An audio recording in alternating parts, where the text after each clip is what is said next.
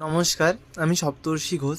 আজকের topic, what does বিকশিত Bharat mean to you.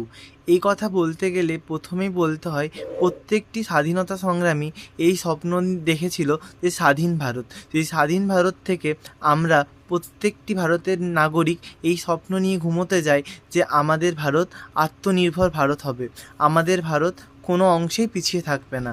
এই ভারতের মূল চালিকা শক্তি হবে আমাদের মতো যুব সমাজ এবং নারীরা।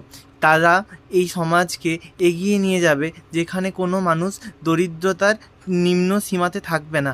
প্রত্যেকটা মানুষ যেন দুপুরে এবং রাত্রে ঠিকমতো খাবার খেতে পারে এবং প্রত্যেকের যেন বাসস্থান থাকে।